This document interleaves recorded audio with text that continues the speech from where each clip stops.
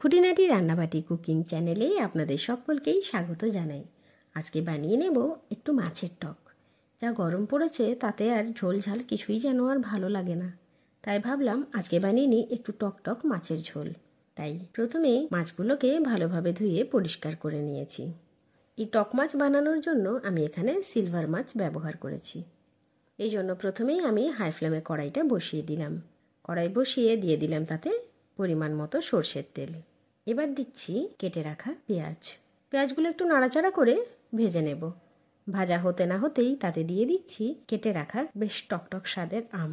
এবার আম এবং পেঁয়াজগুলোকে নাড়াচাড়া করে একসঙ্গে ভেজে নিচ্ছি। ভাজা মোটামুটি কমপ্লিট হয়ে গেলে দুটোকে কড়াই থেকে ভালোভাবে তুলে পরিষ্কার করে নিচ্ছি।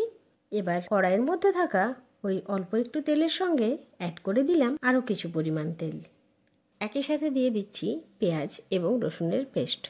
এরপর নাড়াচাড়া করে ভালো করে ভেজে নিচ্ছি।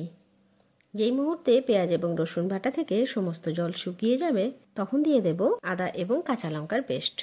এরপর সেটাকেও একটু নাড়াচাড়া করে কষিয়ে নিচ্ছি। এরপর কষানো মশলার সাথে দিয়ে দিলাম স্বাদমতো লবণ এবং পরিমাণ মতো হলুদের গুঁড়ো। মশলার মধ্যে লবণ এবং হলুদ ভালোভাবে কষানো হয়ে গেছে, তাই এবার অ্যাড করে দিলাম অল্প পরিমাণ জল। জল দেওয়ার পর একটু নাড়াচাড়া করে জলটা একটু ফুটতে দিচ্ছি, যাতে মশলাটা কিন্তু ভালোভাবে কষানো হয়ে যায়। এরপর দিয়ে দিলাম অল্প পরিমাণ লঙ্কার গুঁড়ো। আবারও নাড়াচাড়া করে 1 মিনিটের মতো কষিয়ে নিচ্ছি, যাতে জলটাও একটু কমে যায়। এরপর একটু একটু করে অ্যাড করে নিচ্ছি সর্ষে এবং পোস্তর পেস্ট। একই সঙ্গে খুন্তি কিন্তু কন্টিনিউ নাড়িয়ে যাচ্ছি। এই মুহূর্তে একটু নাড়াচাড়া করে সর্ষে পোস্ত এবং মশলা দুটোকেই ভালো করে কষিয়ে নিচ্ছি। দেখুন কি সুন্দরভাবে মশলার মধ্যে কালার আসা শুরু হয়ে গিয়েছে। মশলা প্রায় কষানো কমপ্লিট।